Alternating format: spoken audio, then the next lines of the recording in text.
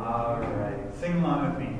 Hallelujah, leYeshua, Adonai Elohai. Hallelujah, leYeshua, Adonai. So this is kind of it's a translation into Hebrew of Thomas's "My Lord and my God," kind of Adonai Elohai. That's probably where they're getting that. The Hallelujah leYeshua isn't quite good biblical Hebrew. That's okay. Because Hallelujah in Hebrew is an imperative. You all praise Yahweh. Hallelujah. It's a call for people to praise Yahweh. And so it doesn't quite work here syntactically. It's more like a frozen form hallelujah like it is in English. Let's sing it again. Hallelujah, leYeshua, Adonai Elohai. Hallelujah, leYeshua, Adonai.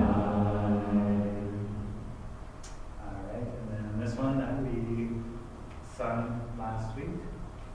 Elohim, Ata Rishon, Ata Echad, Ve'im Sheni, Ata Ha'alef, Ve'gam Ha'ta'ad, El Gibor,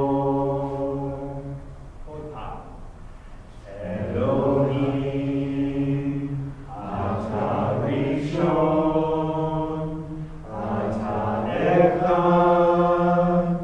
Ve'im Sheni, Ata Ha'alef, Ve'gam Ha'ta'ad, El Gibor. And then a new one today is from, I forget which psalm this is. Ruth knows this one. So, do give thanks to Yahweh because He is good, because unto forever is His steadfast love. Anne-Marie! Hello! So give thanks to the Lord, for He is good, because His steadfast love, chesed, is everlasting. Hodu l'Adonai ki tov, ki le'olam chesed. Hodu l'Adonai ki tov, ki le'olam chesed. Hodu, hodu, hodu, hodu, hodu l'Adonai ki tov. Hodu, hodu, hodu, hodu, hodu l'Adonai ki tov. Yeah, that's it. That thing in the middle. It's cool. This is a cool song. I really love this one. Let's do it again. Hodu l'Adonai ki tov, ki le'olam chesed. Hodu l'Adonai ki tov, ki le'olam chesed. Hodu, hodu, hodu, hodu, hodu l'Adonai ki tov. Hodu, hodu, hodu, hodu, hodu l'Adonai ki tov. And because that is that verse in Hebrew, it's perfectly good in Hebrew. All right, let's turn to Jonah, chapter 3, verse 3.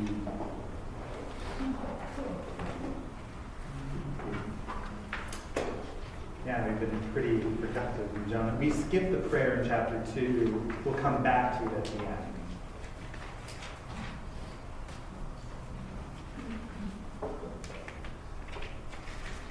Yoel, Kra ad ha'anach.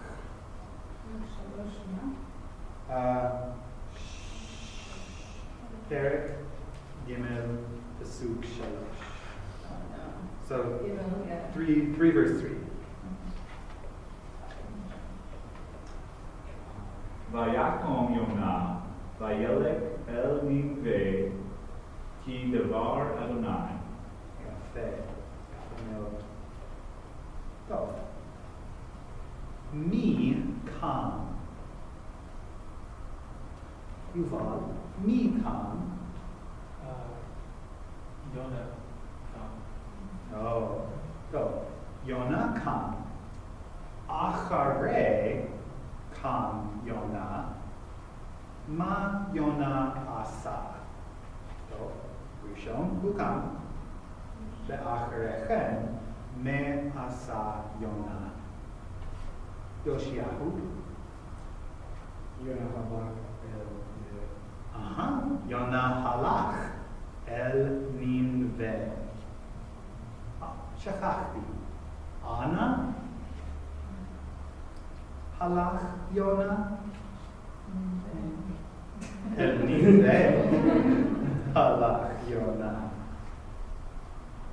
ויונה הלך אל נינווה כי דבר אדוני. דבר אדוני בא אל יונה, יונה קום, לך אל נינווה. הפעם יונה קם והוא הלך אל נינווה. דבר אדוני. טוב מאוד. טוב מאוד, יונה.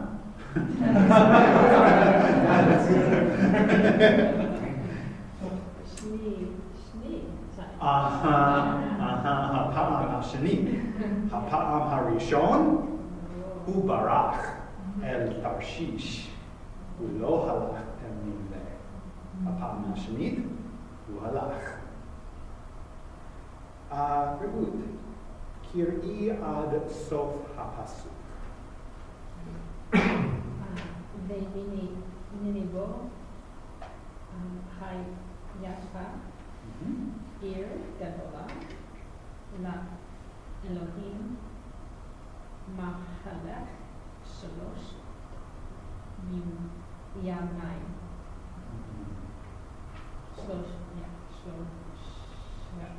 שלושת ימים.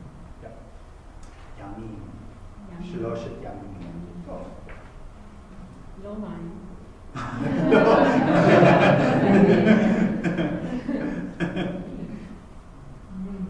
נינווה. טוב. Wait. There. I was like, I almost said Anne-Marie. Just like a brace says, just maybe a Tish. And I was like, wait, no, that's not it.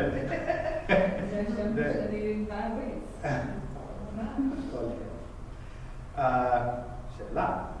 הנינווה הייתה עיר גדולה או עיר קטנה? עיר גדולה. נינווה הייתה עיר גדולה. עיר גדולה לאלוהים. גדולה מאוד.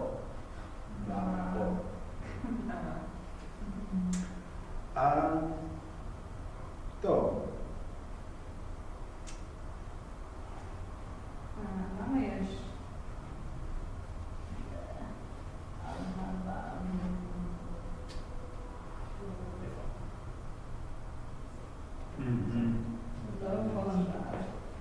לא, that's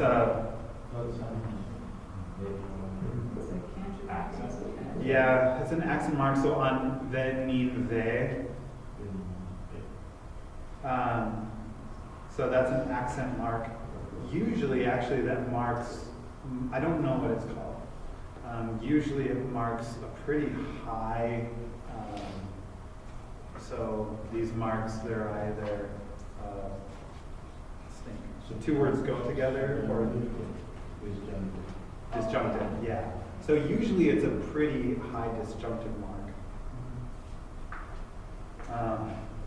But it, on top, it's a small diamond.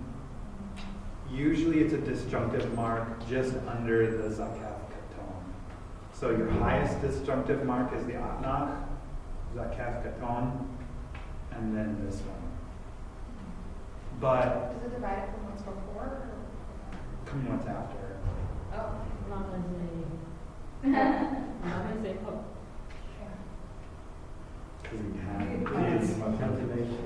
Because it's not, I mean, what it's doing is separating, in this clause, it's separating the subject from the rest of the clause. V'niveh hayta ir gedolah le'Elohim. But if you're reading naturally, you really wouldn't make a break there. So, yeah, that's why I say only worry about those top two tiers, because tier number 3, there's many times where it's really not signaling much of a disjunct at all. This is one of those times. I don't know how to use this in Hebrew. How did you last week you said basically it's saying the city is big in God's perspective, from his perspective. Like Nineveh was so big it was like God big, God size big.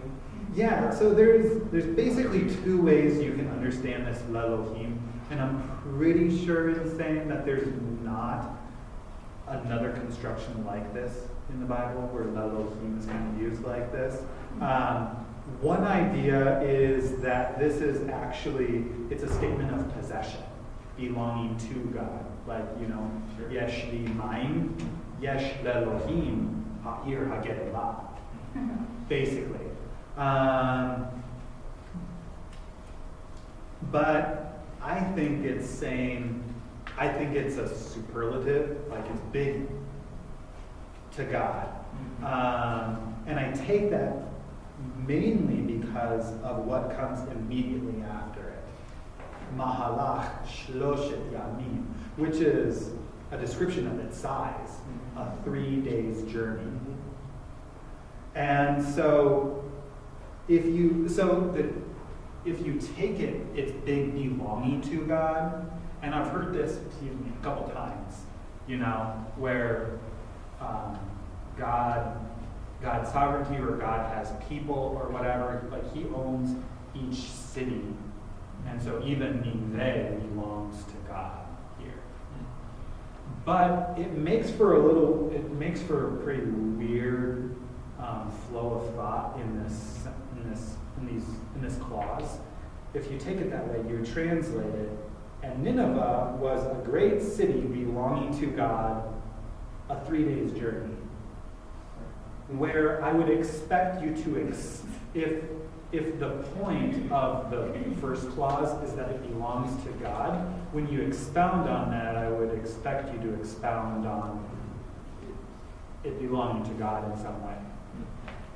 But it's smoother if the whole point of all of it is it's a huge size. I was just thinking as you're saying that it's huge, but it's also huge in importance, because he sent Jonah there. And so it might be that in ancient times they didn't have a way of saying it as much as the weightiness and largeness of an issue is importance to a Hebrew. So maybe it's also conveying like something worth looking out for or something. Dealing with doing. So I'd be interested to see what it talks about Sodom and Gomorrah as well. The weight of the sin was so big to God, or how was it phrased there? See if it's similar. Right. I don't know if that one had. With the 3-day journey, how do you know that that's not how far it is for Jonah to travel?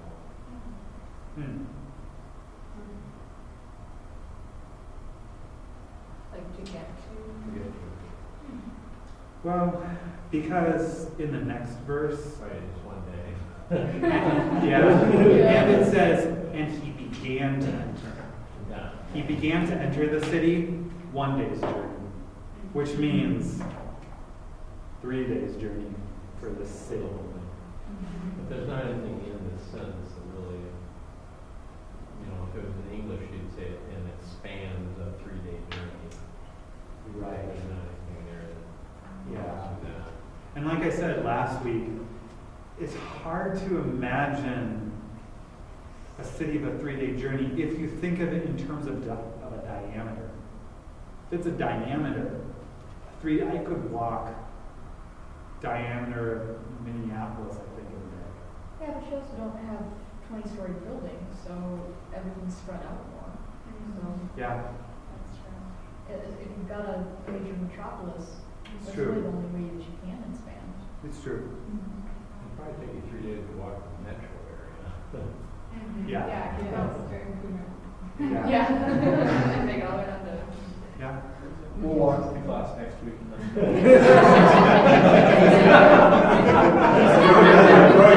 He started hiding it. Start Sunday after church and see if we can. We might be a little bit late. Really Sorry. nice. Yeah. Yeah. We'll call an Uber if we don't need it. Probably get stopped at the entrances with the traffic lights when rush hour. Sorry. All right. Verse 4. Ketsia, kiri ad ha'anach.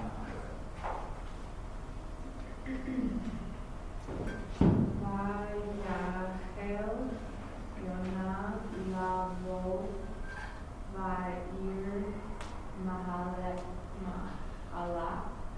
yom echad. Ma Yonah hechel la'asot. Ma Yonah hechel la'asot. Malachi. Ma Yonah hechel la'asot.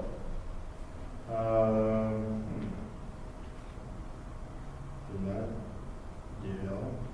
level here. טוב. מה יונה החל לעשות? הוא החל לעבוד בעיר מהלך יום אחד. נוח קרא עד סוף הפסוק. ויקרא ויאמר עוד 40 יום ונגלה נפחת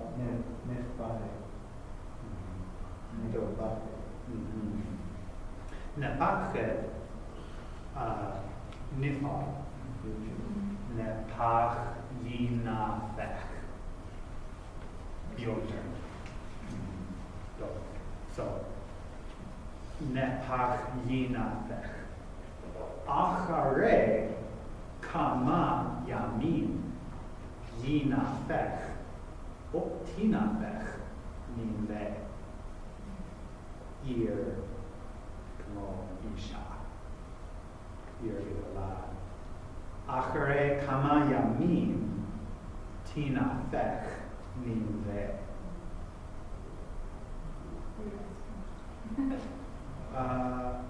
עסקה. אחרי כמה ימים הנמלה תנפח.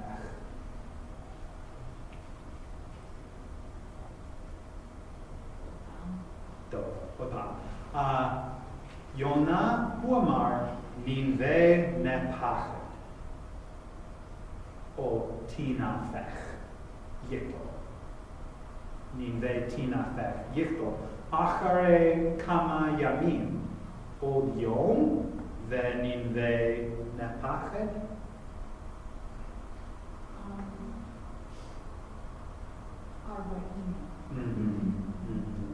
That was tricky because I didn't really need to, but I switched the verb from participle to yikto. Od arba'im yom v'niveh nepach. There's another interpretation thing here. I've heard it postulated that that Jonah might be meaning two different things here. One, the overturning of the city, but actually that maybe the city kind of taking Nepach as like Shav will return, will like return to God or something. To take in this maybe that Nineveh will repent.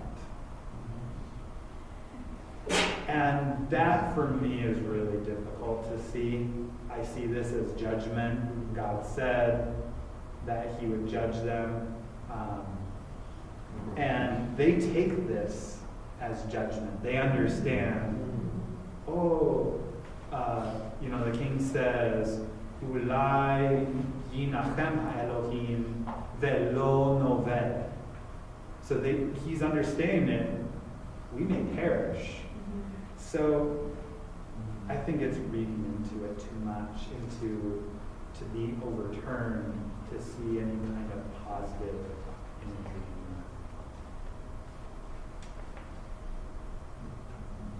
שאלה על הפסוק.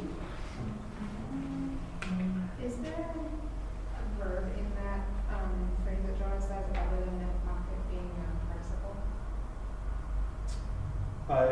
How can you tell it's a participle? Well, is the participle the only verb in that? Yes. Okay. Yeah.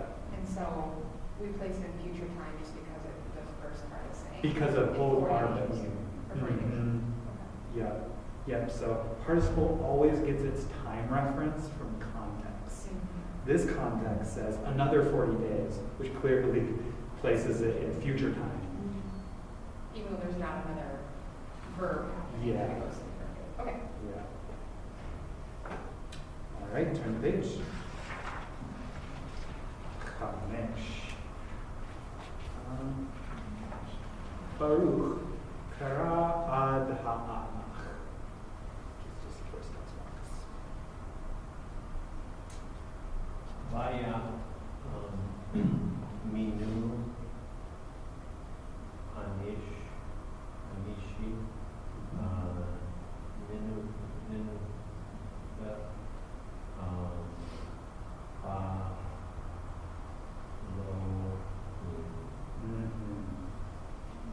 Mi ha'emin be'Elohim.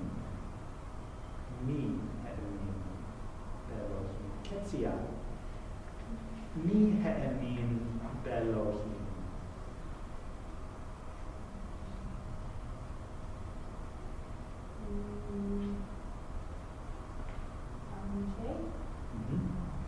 Anshe Israel.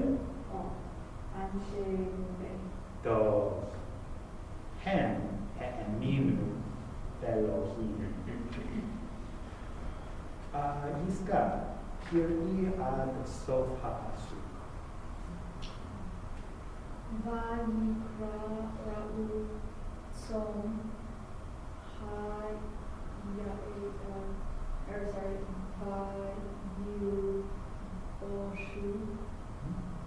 Yuvashu Sakim Migdolam Va'ad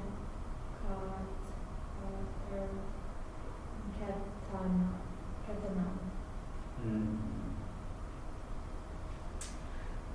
Ma anshe ninve karhu. Ma hem karhu. Ruth.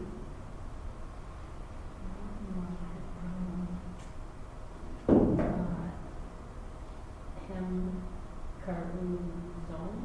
Tov. Hem karhu zon. Zon. Ma hem lavshu. Lavash yilvash. Ma hem lavshu. Yoel. Anashe Nive, Lavashu, Sak. So, Baruch. Rak Hagadol. Lavash sak.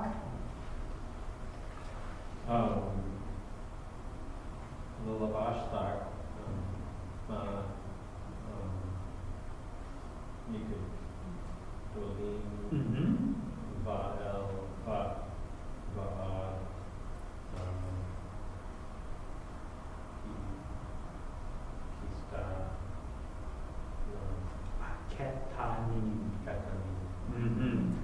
מהגדול לבש שק עד הקטן. כל האנשים, הכל, לבשו שקים. Which kind of raises the question, why does the king later say, wear sakim? Everybody did. So they all wore sackcloth from their great until they're small. Malachi קרא עד העמך. פסוק 6. The next verse. ויקרא הדבר אל מלך ניגבה. ויקם מחיש או מחיסון. ויעבר עברתו מעליות.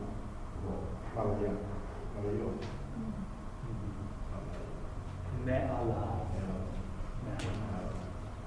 טוב. מה ייגע? מה נגע אל המלך? יסגע. מה נגע אל המלך? הדבר טוב, הדבר נגע אל המלך. So this is kind of an extensional use of naga. So you know it as touch, right? Naga, touch, as in Esther touched. But you wouldn't want to translate it touch here.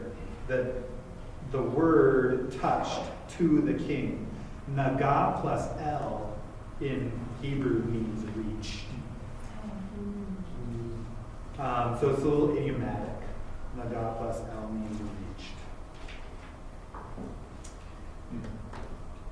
Mi kam mi kiseh. Yoshiahu mi kam.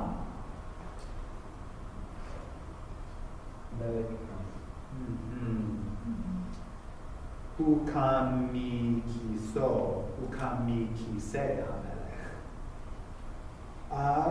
והמלך הוא העביר, פרעה הוא העביר את הטבעת. That's what we illustrated, העביר, יעביר. המלך הוא העביר דבר. מה העביר המלך? מה המלך העביר? יובל?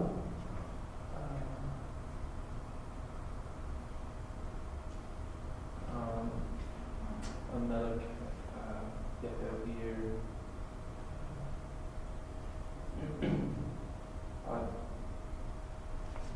הדרתו מעלו. מעליו. מעליו. מעליו.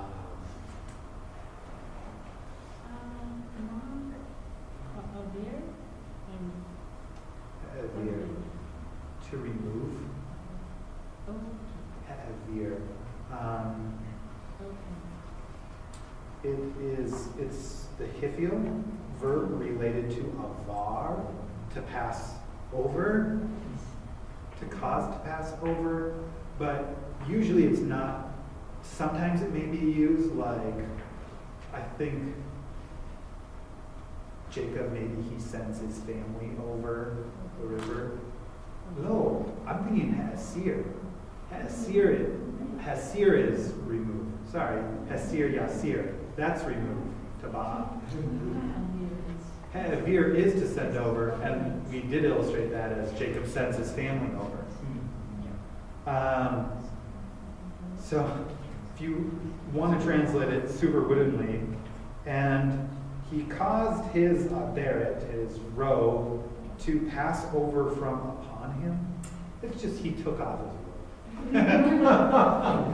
I found another reference to take away too, so I didn't know if that would apply. Oh, okay.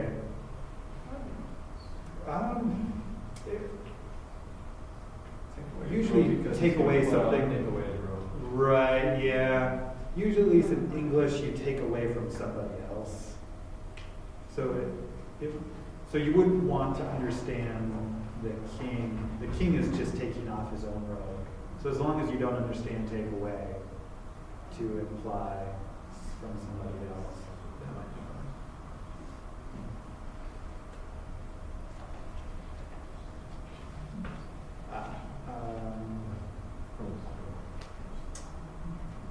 Vered, kir'i ad sof ha'asuk.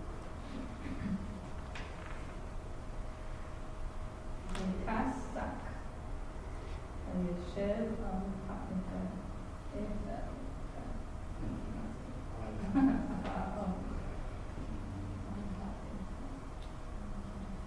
This first clause actually is a little funny. Kisa yachase, to cover. Hamelech kisa oto basak. So it just says he covered sak, implied with sak, but it's also implied himself with sak. He didn't cover his cat or something like that. He's on the dust. The dust isn't on him. The who ether is actually ashes, Ash. but it sounds like afar with an ein, which is dust. So with an ein is dust. Here with an aleph is ether, ashes. Mi yashav al ha'ether. Rivka, mi yashav al ha'ether. Ha'melech nive.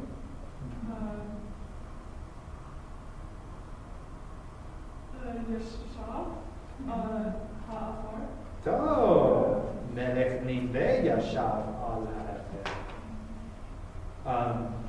Any questions about that? Turn the page. Yoshiahu, kara ad ha'anach.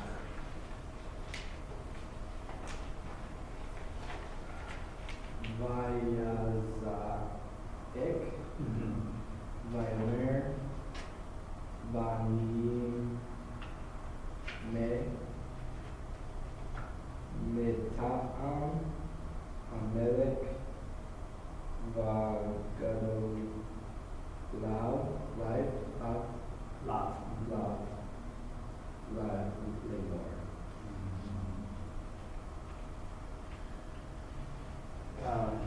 If my explanation in the homework wasn't clear enough, so you have two different speech frames here.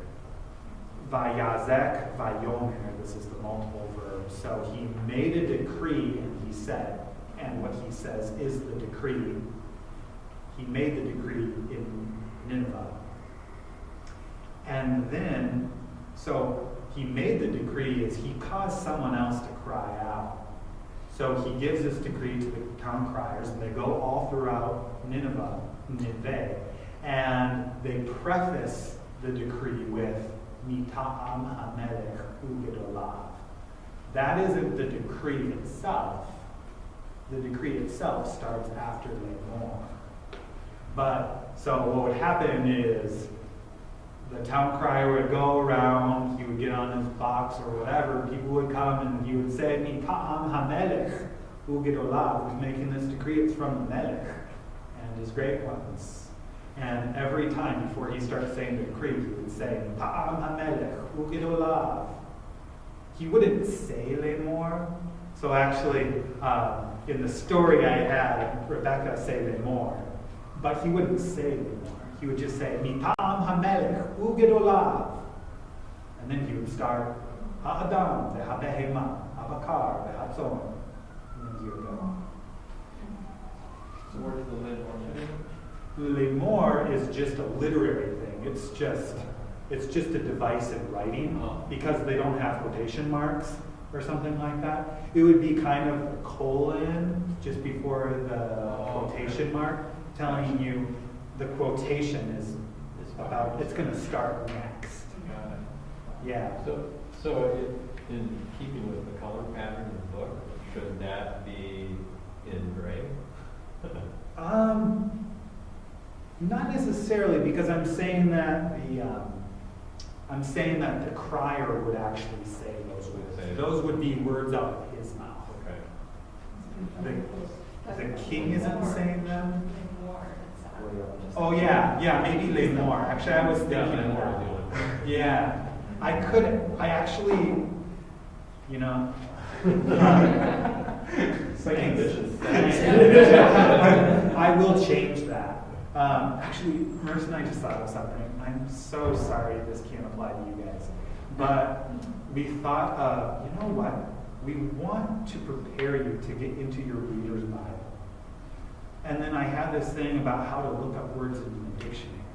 Yeah. But I never envisioned you guys having to look up words in the dictionary. The only words in the dictionary in your Hebrew Bible are the ones that I'm calling you to memorize this year.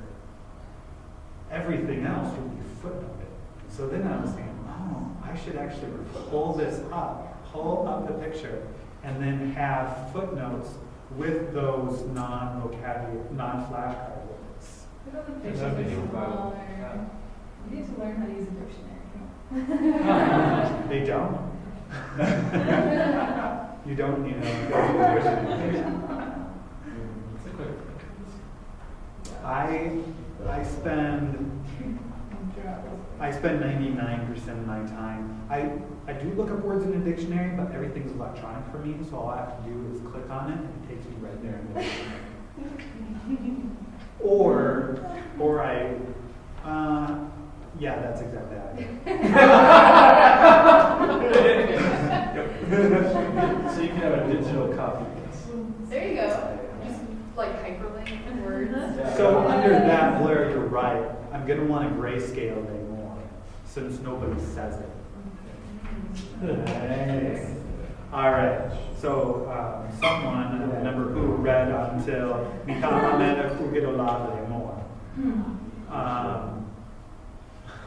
Yuval, Kara ad sof ha'asuk.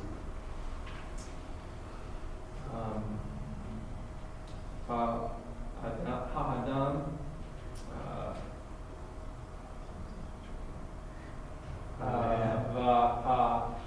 Bahama,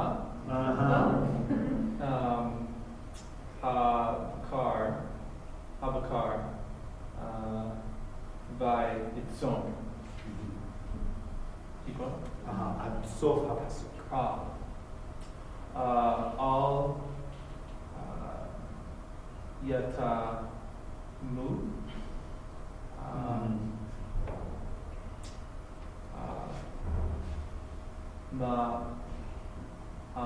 Ma'amo, all Yabra, Va'maim, all Yishtov. Yishtu. I'll talk through this English because we're running out of time. So the decree starts, and it's addressed to Ha'adam ve'ha'behema. So man and animals, and then it has Habakar ve'hatzon. I explained last week that those are the two parts of the behema. One syntactic reason I get that is because there's no vav between habehema and habakar. So it's like saying man and animals, cattle and flock.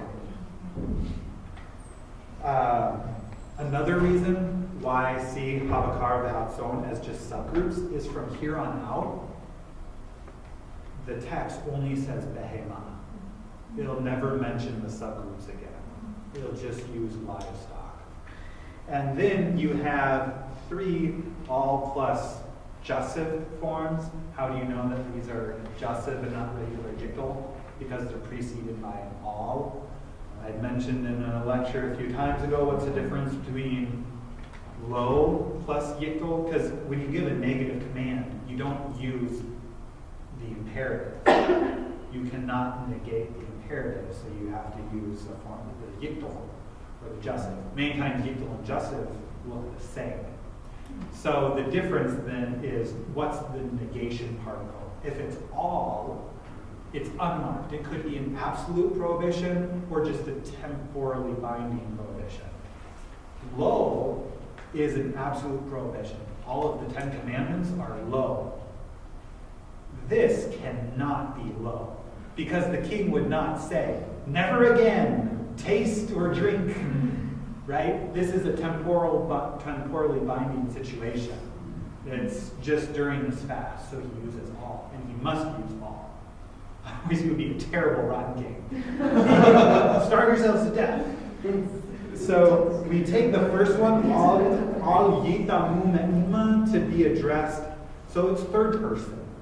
Let not them taste anything. We're thinking that's people. And then the eating, flip side eating for the animals is all yeru. Now that verb, as you know from your flashcard, can either be don't shepherd flocks or don't let the flocks eat.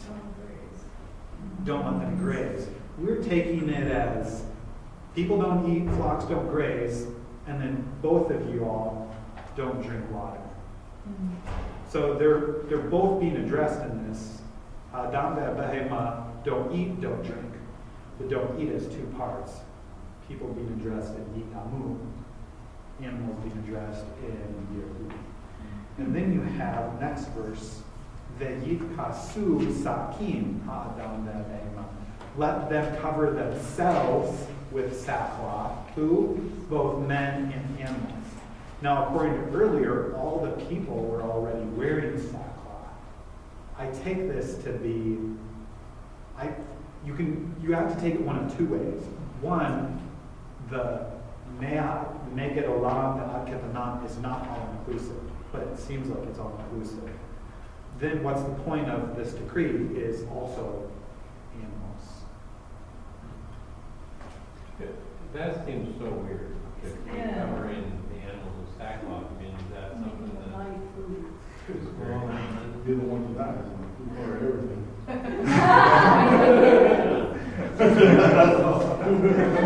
All their bases covered. Any idea why you would keep your animals from eating and drinking while you are fasting and trying to?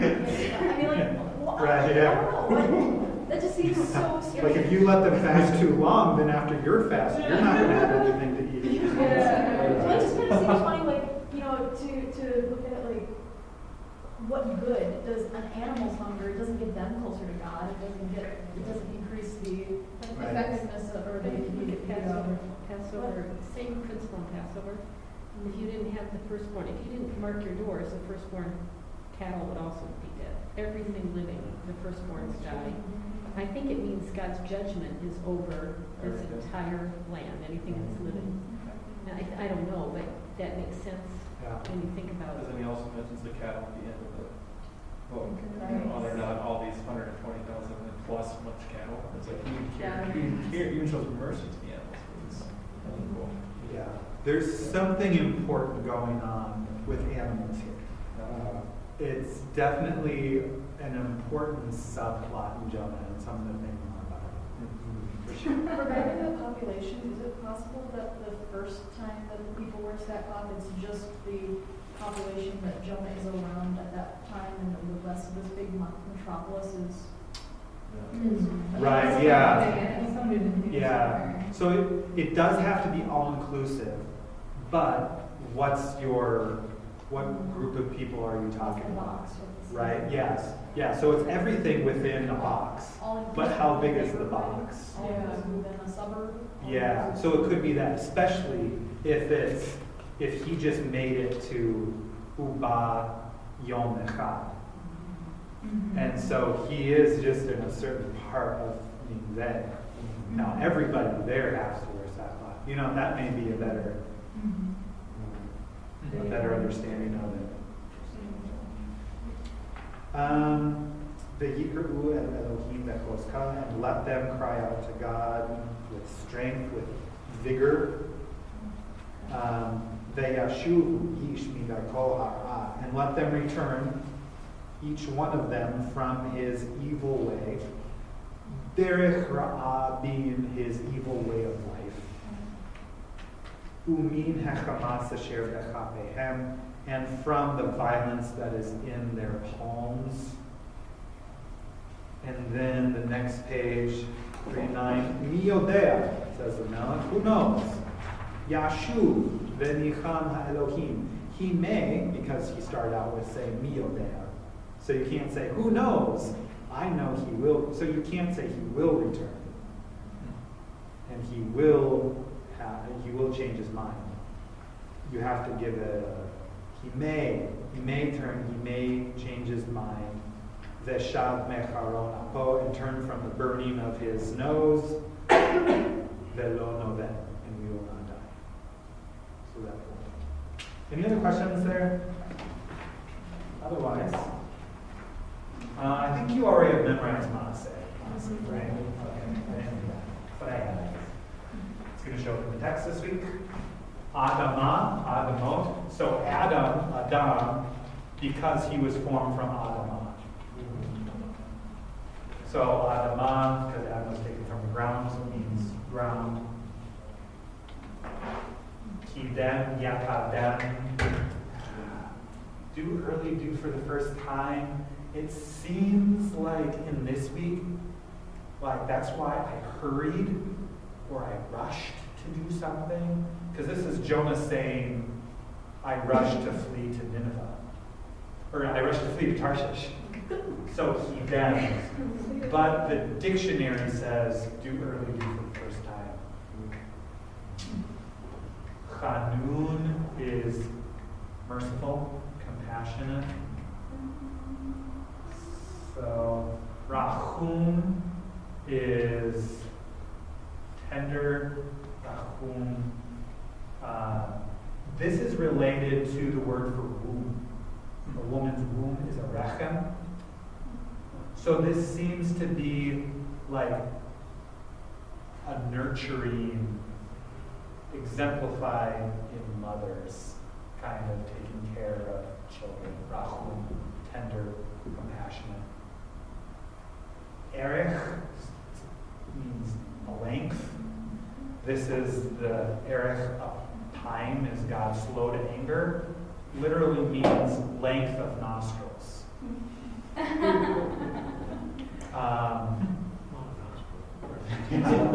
is long.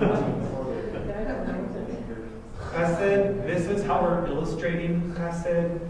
It's steadfast love. It's a covenant faithfulness term. So this is supposed to be like Abraham, Isaac, and Jacob, and God's covenant favor towards them. How we illustrate it. Jesse, do you think chesed is the closest to agape if you're looking at it? Yeah. In Hebrew, too? Mm-hmm. Okay. Yeah, it would certainly be the closest to the word for agape. What was the English word you used, just for instance? Steadfast love. Okay. That's my favorite. Kedem is east. And you saw earlier, Kidem, too early to for the first time, it's related to this.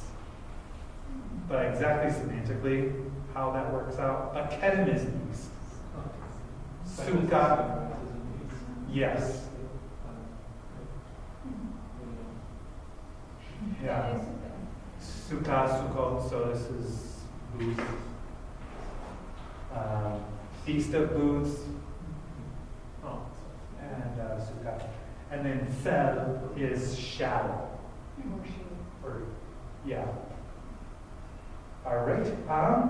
We're not going to take a break right now. I'm going to switch over to do the lecture. Because I've noticed, you know what?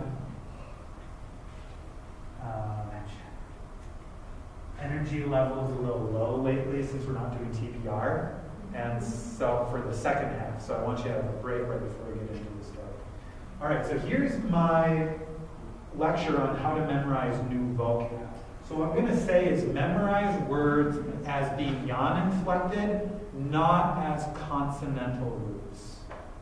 I could give an argument for this according to morphophonology. I could give a semantic argument. I could give a cross-linguistic argument. I could give an argument from personal experience. I won't do any of that. I could also point that even though it's traditional, memorize consonantal roots, there is a change in methodology happening. 3 out of, I'm not sure how many of the most recent grammars, all adopt this approach, including our grammar. All 3 of these say, don't memorize consonantal root, memorize as being uninflected, which is what we've been doing. So, this isn't a lecture on why, it's a lecture on how. Now, this is a little difficult. It's this difficult. My friend is a PhD Hebrew student at University of Durham. He's been a Hebrew student longer than I have, but he's just been trained in the traditional approach. When he and I read vocabulary, he sounds out every word from the dictionary as if it were a pa'al verb. Just give it an vowel pattern. And whenever I can, I say, that's not a word. And then I give him what, like, if it's PL, now it's this. And he's come around and he told me, you know what, Jesse, if I had a dictionary that would give me the form, I would memorize vocab like this. But I don't know how to memorize vocab like this because he's just been trained to deconstruct. He's not been trained to produce.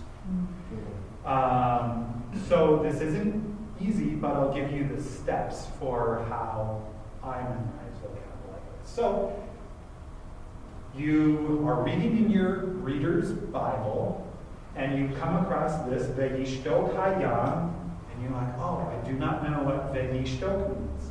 Well, this is why I recommended the reader's Bible, because it will footnote it, and in the footnote, it'll give you this. It's from the root Shin Tav Kof. It's a call. They call it call, which just means light. Call is the same as Pa'al. They call it call because for every other binyan, you add something to the consonantal root. For the nifal, you add a nun at the beginning. For PL, you double the middle root letter. For hifil, you add a hey at the beginning. For hitpael, you add a hik at the beginning. The pa'al is just the consonantal root. So a traditional term is call, light. Call means pa'al. All right, so means grow silent. Now, how do you memorize this? What kind of vowels do you put in it? I say, well, think of a pa'al verb that you know. What's a pa'al verb that you know? What's that? Dabar. It's actually not a pa'al verb. It's diber. Yeah, diber would be a pio verb. Achal. So it's an vowel pattern. So one that I thought of was shamar, yishmor. And now you're going to want to make that fit this pattern. So given vowel pattern, what would that sound like? Shatak. And if you make it a yikdol, what does it sound like? Yishtok. Good. Oh, so shatak, yishtok. There's your new word. All right. Now it gets a little more difficult. This is PL. And so this would be something, so you look, and it's from mem, nun, hey. And my friend would say, mana means to a portion or a point. I'd say, mana is not a word. So, now, they say mem, nun, hey. I say third, they say third hey, I say third yo, tomato. So their third hey is my third yo. So it's a PL verb, and they give you the root, it's a third yod verb. So what would be a third yod PL verb? This is probably hard. I'll give you a minute to try to think of what one may be. We had a whole chart on PL, third yod. If you can't remember, go to your verb chart. Trust me, looking it up It is well worth your time. The longer you spend on memorizing a new word, like the more intentional steps you take, you're training your brain. This is important, something I need to remember. Anybody think of one? What's that? Dana. Bana. Yeah, so bana, exactly. So bana, that would be a hall verb. Bana yivne. Bikesh would be a peel verb, but it would be a strong peel verb, not a third yoke. So one would be kisa yechase. Yeah, kila yechale. Kila yechale. Kala would be the pa'al, to be completed. Kila is to complete something else. Okay, so kisa yechase. Can you have that match Mina, and then nice. Mina yemane. There's your verb. That's a word. Mana is not a word. Mina is a word. All right. Now let's do another tough one. Vayatilu et hakelim. What does that mean? It's from tet, vav, lam. Means throw or hurl. What kind of weak class of verb is this? Biconsonantal or second vav. So this may not, you could go straight to if you know hithial second vav. But this is kind of an intermediary step. Do you know any second vav verb? Sar, Yasur, Ahim Hushad, Yashuv. Now, Hithiel second vav. Do you know the Hithiel verb of this? Related to this? Hishi, Yashu. Heshiv, Yashiv. So because it's a Hithiel, the Hithiel sticks in a yoke between the two root letters. Whereas the pa'al will have this, the hithiel will stick in the yoke. So it's heshiv, yashiv. What would this word be then? Or what would that root be as a hithiel version? Yeah! Hetil, yatil. Hetil, yatil. That is a word. Okay, vayishkav, vayerada. So, look, it's from Reish Dal Mem, means to sleep, and it's a nifal word. Do you know a nifal verb? What's that? Nirdan. That's this word. I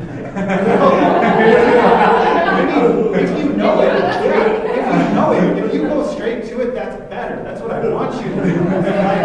It's just the nifal is the but he already. Don't let him step on your toes just Now, here. It changes just a little bit in the yigdal.